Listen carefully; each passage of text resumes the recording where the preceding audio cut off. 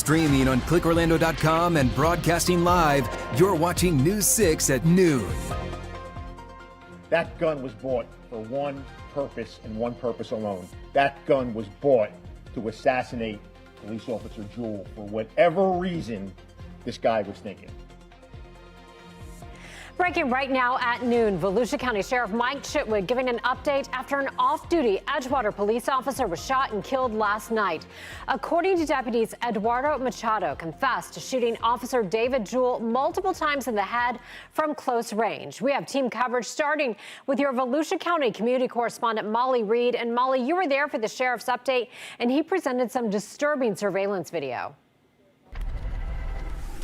He did, Julie. The sheriff actually told us that Machado shot Jewell 24 times in the head. He called this a blatant assassination. He told deputies that he was having a bad day and he had previously thought about shooting Jewell, but investigators here, they're still trying to pinpoint an exact motive. He also told deputies that he and Jewell had had an argument before, but he couldn't remember when that was or what it was even over. Now, deputies say Machado shot Jewell yesterday afternoon inside the Ormond by the Sea Circle K where he worked. They say Machado admitted to seeing Jewell come into the store several times before, but said he didn't know Jewell was an police officer. Machado told deputies he picked up a handgun yesterday he had purchased. Surveillance video then shows Jewell walk into the store. Deputies say Machado then went outside, quickly grabbed the gun from his car, came back in and shot Jewell in the back of the head. Again, Sheriff Mike Chitwood calling this a blatant assassination. To watch the evil and the calculatingness of what he did to Officer Jewell, you cannot describe it. To unload, stop, reload, and then just go right back at it again and fire additional shots. Again, we're talking 24 shots from probably between 1 and 2 feet away. Machado is now facing a first-degree premeditated murder charge. He's expected to face a judge here this afternoon. We also just heard from the Edgewater mayor and city manager who told us that they are planning a memorial. They will have Jewell's car outside of City Hall today for anyone who would like to pay tribute to him, and that they are actually going to be starting a GoFundMe for him as well. I'm your Volusia County community correspondent Molly Reed, News 6. Molly, thank you. Forever EP 698. Those words now honor Officer David Jewell. He wore the Edgewater police uniform for 2 years after serving with the Volusia Sheriff's Office Communications Center and Lake Helen Police. But his department says his greatest role was as a husband and father. Our team coverage continues with your other Volusia County community correspondent, Angie Casada, who is speaking to the community about Officer Jewell. Forever EP 698. Those words now honor Officer David Jewell. He wore the Edgewater police uniform for 2 years after serving with the Volusia Sheriff's Office Communications Center and Lake Helen Police. But his department says his greatest role was as a husband and father. David was a guy that you could rely on for anything. You'd never hear a bad thing about him, and he's going to be a tremendous loss, not only for the police department, but also life in general. For Edgewater Mayor Diesel Depew, the loss goes beyond the badge. Well, this is such a tremendous loss to the community. Our residents really can't believe it. It's a tragedy what occurred, and the guy should be fully punished to the fullest extent of the law. What a horrible individual to do this to such a nice gentleman. The thing I heard over and over again in the community is what a kind-hearted individual he was. Carl Hauserman lives near the gas station, and like many here, he saw the flashing lights and crime tape marking what is now a crime scene. It's kind of scary. It happens right, 100 feet away. It can happen anywhere, though, but when it's in your front yard. Meanwhile, others brought flowers, creating a memorial in Officer Jewell's honor. They risk their lives every day, and to Mrs. Jewell and his children, I can't even imagine the heartbreak that they're experiencing, but I wanted to leave them a little something to let them know that their neighbors and friends in Ormond by the Sea, our hearts are breaking with theirs. Edgewater Police called Jewell kind, selfless, and always a light in dark times. His vehicle is now parked outside the department, a place for people to stop, reflect, and pay tribute. Officer Jewell's department says they'll be sharing ways to support his family in the coming hours. Of course, we'll keep you updated on air and over on clickorlando.com. Reporting in Ormond by the Sea, I'm your Volusia County community correspondent Angie Casada, News 6. Turning to your weather now, let's go and take a live look outside. This is our camera in Daytona Beach. Really looking pretty out there. A lot of blue sky. A few people out there enjoying this Tuesday. Chief Meteorologist Candace Campos joining us now. And Candace, those rain chances are going to be going up for us through the week. And so is the humidity, right? So we have a lot of things that we're slowly starting to get back to near normal. The fall-like weekend was certainly nice, but it was short-lived. It's September after all, so a lot of folks still enjoying the beaches. We still do have a little bit of a rough surf action here, as we are still going to continue to see that strong onshore breeze. On temperatures out pretty much area-wide right now in those mid to upper 80s. Doesn't feel too far off those temperatures, but we are tracking a nice onshore breeze with wind gusts upwards about 10 to 15, keeping that rip current risk in place for the next few days. We'll have more details on the rise in those rain chances and a check on the tropics in minutes. Candace, thank you. This photo is just into our newsroom earlier this morning. It's the person investigators say robbed a restaurant at Disney Springs Monday morning. Now go ahead and take a closer look. A tipster tells us this person was actually wearing a wetsuit, and you can see they're also wearing goggles. Deputies say it happened at Paddlefish. According to a report from the Orange County Sheriff's Office, a man walked in as employees were closing and forced workers to their knees. No one was hurt, and the tipster tells us the suspect escaped by swimming across the water. Those details have not yet been confirmed. The sheriff's office does tell us the person did get away with cash, but did not say how much. A Hollywood icon known for his charisma in films like Butch Cassidy and the Sundance Kid, The Way We Were, and The Sting died this morning at his home in Utah. Robert Redford used the millions he made as an actor to launch the Sundance Institute and Festival in the 1970s. That festival promoted independent filmmaking long before small movies were popular. He never won the Oscar for acting, but did win one for directing Ordinary People. Robert Redford was 89 years old. Formal charges are expected to be filed today against the man accused of killing conservative activist Charlie Kirk. Investigators say Tyler Robinson shot and killed Kirk while he was speaking at a Utah Valley University event last week. Robinson is due to make his first appearance in court today. FBI Director Kash Patel says DNA has linked multiple pieces of evidence to Robinson. We will keep you updated. No holding back between Orange County Mayor Jerry Demings and Florida's chief financial officer. Blaise Ingoglia is accusing Orange County of wasting $200 million taxpayer dollars. Mayor Demings says it's all about politics. News 6's Mark Lehman has the update. The relationship between Orange County and the state has been deteriorating ever since that audit was launched last month. The state saying this is a case of wasteful spending, but Orange County's mayor says those numbers just don't add up. I say BS. Our calculations beg to differ. Weeks after issuing subpoenas to 16 county employees, Florida CFO Blaise Ingoglia is accusing Orange County government of overtaxing residents by nearly $200 million. The $190 million worth of excessive wasteful spending that we see here in Orange County is enough to stop me, if I was a legislator, for putting in any appropriation for Orange County. The rhetoric that you heard today is simply political. Mayor Jerry Demings dismissing the claims and saying Ingoglia is using, quote, fuzzy math to reach his findings about the increase in the budget over the past 5 years. They can say that we don't know what we're talking about, and the DOJ efforts when we come out will show some specific instances of what they're actually spending on, but it doesn't make any sense. Demings is also defending the county's spending by pointing to investments in public safety and the need to account for a growing population. Ingoglia claims the county could afford to reduce its millage rate and offer property tax relief, calling out the mayor in the process. You have a mayor now who's deciding that he wants to run for governor. This type of spending should be disqualifying. I'm not saying that I'm not going to run for governor. Given these things that's been happening, I just might. Now, Ingoglia has yet to release specifics on wasteful spending, but he said some items would be revealed in the upcoming DOJ report. As for those 16 employees who were subpoenaed, interviews for them are expected to begin in the next couple of weeks. In Orange County, Mark Lehman, News 6. If you're at the point in life where you gotta lock up all the toxic stuff underneath the sink to keep it away from the little ones like Scotty, we're going to show you how to baby-proof Chrissy's cabinets here in the kitchen. I'm Eric Von Eyck, the Handy Newsman. We're getting results at home with these coming up. Introducing the new $25 million Gold Rush Multiplier Scratch-Off from the Florida Lottery.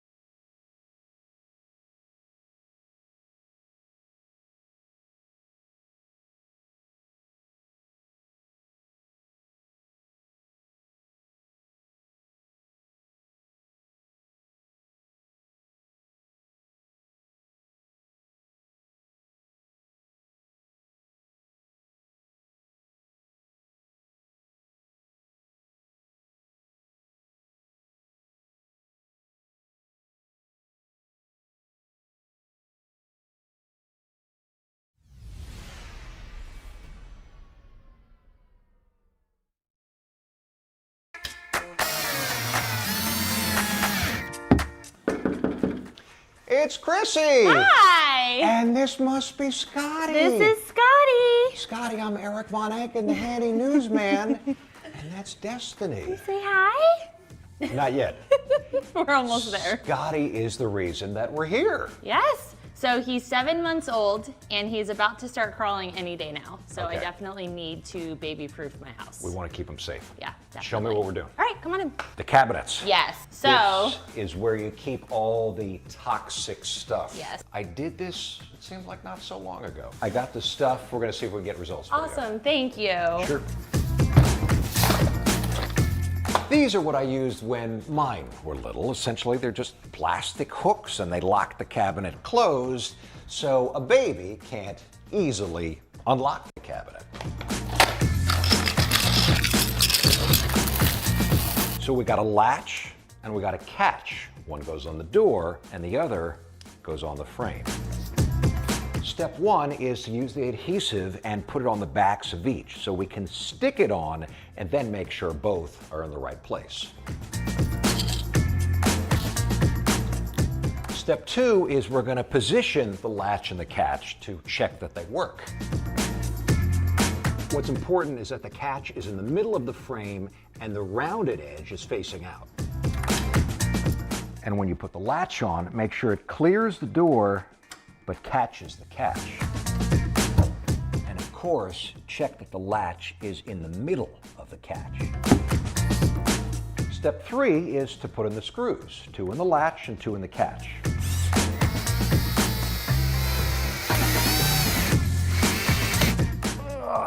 big guy, little space again.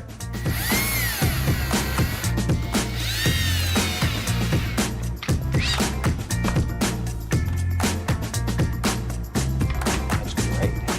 And now to release, you just push down on the top, which a baby should not be able to do. Now I'm going to do the other ones.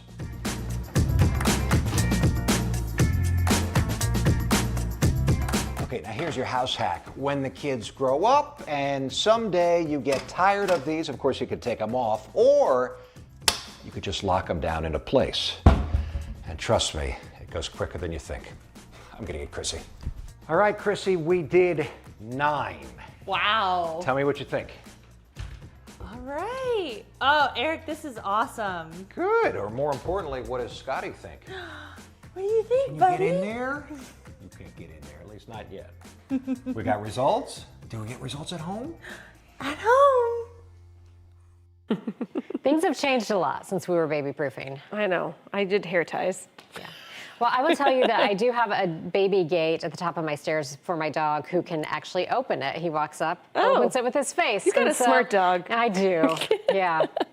So, Well, I mean, it's one of those things, too, where we also, like, there's some certain times where you're going to need them, and then I like how you can kind of lock it down when you don't need them anymore. So exactly. that's Everything helpful. evolves, and Eric's right. It does go fast. It does. Yeah, you know, wouldn't you like to be on that cruise ship right now? I think they're leaving. Are they waving to us? Bye-bye. Bye, everybody. Beautiful Enjoy blue sky out there. Enjoy they're the coming day. in, so their Or they coming vacation's in. over. Oh, boo. They're sad. Sorry. All right, let's continue to talk about that weather forecast, because the weather really is going to be shaping up to be pretty nice in the weather forecast. Just not as nice as what we dealt with over the weekend, right? So it's not a bad start. It's just, you know, not as fall-like, which, by the way, fall officially begins exactly 1 week from yesterday. A couple spotty showers can't be ruled out, but as we continue into the rest of the work week, we are going to continue to see those rain chances on the rise. Rain coverage goes up to about a 40-50% chance as we head into really Thursday, Friday, and into the weekend. Not only are rain chances a bit on the rise, but so are our tropical chances. We are watching Invest 92 and a new wave that's emerging off the coast that we'll be watching for the next week, week and a half. All right, water vapor imagery. As of right now, there is still plenty of dry air, but notice there's a little more moisture starting to work its way in. Central Florida and Florida in general will slowly start getting back to more of a Central Florida feel, where we'll have more humidity. Temperatures will feel a little warmer than the actual temperatures, as well as we'll be tracking a couple more scattered showers. So there's no real extreme forecast within the next 7 days, just getting back to where we typically should be for this time of the year. Now, temperatures out the door, we are in those mid-80s from coast to coast, pretty uniform out there at 83 in Ocala, 86 in Orlando, and 86 as well there in Cocoa Beach. Now let's check on that hour-by-hour forecast for today. Sponsored by Strata Air Conditioning and Heating. AC emergency, you ought to call Strata. Your rain chances for today still hover between about a 10 to 30% right along the I-4 corridor towards our coastal areas. The further inland you go, rain chances really do taper off considerably. Highs this afternoon back still below average. Our average for this time of the year is 91. We're going to be up to about the upper 80s, closing in on 90 degrees or so. But the added humidity is going to make it feel a little less comfortable than it did over Saturday and Sunday. You can see here clouds and rain throughout the next couple of hours. We're going to continue to see a couple spotty showers here and there in the forecast. Again, until about 6 o'clock, meteorologist Jonathan Kangas could be picking out a couple of the scattered showers on the radar. Then as we head into Wednesday, models are a little more bullish that we could add a little more rain to the forecast, with our coverage possibly going up to about a 40% as we head into the afternoon. Not extremely widespread, but a little more action back to a regular scheduled programming. Also, something pretty regular for this time of the year during kind of the peak of hurricane season is watching more than one area in the tropics, and that's exactly what we are doing. We are watching our first tropical wave, pretty large wave, by the way, probably the largest wave we've tracked so far this year, has a 90% chance of development within the next 2 to 7 days. This likely will become our next named storm. And then out towards the east, there's another wave just emerging out into the Atlantic, has a low end 20% in the next 7 days. So let's talk about the future of what Invest 92 could be. Most of the models still hold on to it, continuing its northwest trek and then eventually turning away. But it's not just Invest. We got the wave number 2, and there's a wave number 3 that a lot of models are actually picking up and really holding on to the third wave rather than the one with a low end chance. So overall, the moral of the story is this is not a big concern at this point in time, but it is certainly a reason why you should always continue to check back in, especially this time of the year, if anything develops. In the meantime, though, look at that. Fall officially begins on Monday. Candace, thank you. A good close to the football week if you're cheering for teams from Florida. Coming up, a look at a wild ending in Houston and how the Tampa Bay Bucs fared on Monday Night Football.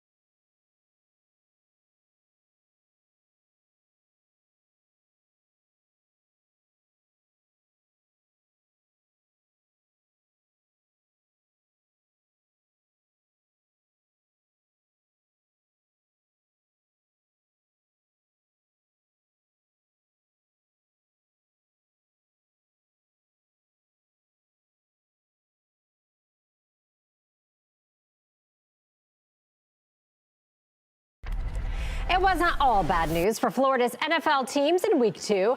The Bucs took a win on Monday Night Football last night. They played the Texans in Houston, winning the game on a touchdown in the final minutes. Quarterback Baker Mayfield threw for 215 yards and 2 touchdowns. One of those touchdowns caught by rookie receiver Emeka Egbuka. The Bucs take on the Jets Sunday in Tampa. Take a break from the reruns and try out the all-new primetime schedule on News 6 Plus. Matt and Ginger have a new take on the day's news on News 6 tonight. That's at 9. Then go in-depth as we track the tropics and answer your weather questions with meteorologist Jonathan Kagas at 9:30. Then watch the late news an hour earlier. It's all tonight on News 6 Plus. Download our streaming app for free. Search WKMG in your smart TV's app store. It's also on Roku, Apple TV, and Fire TV.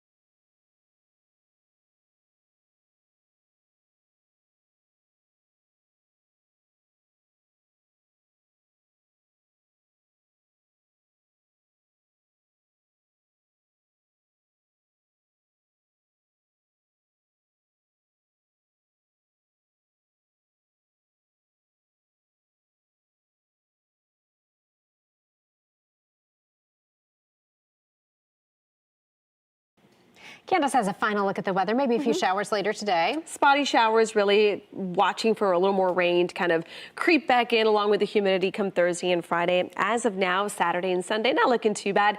Not as comfortable as it was last weekend. And fall, it's funny because fall is the warmest day on the 7 days you can see there, but fall officially begins for everybody except Florida on Monday afternoon, I believe. We can still get out the pumpkins though. Sure, officially. why not? All Not the right. real ones. Thanks, Candace. Not yet.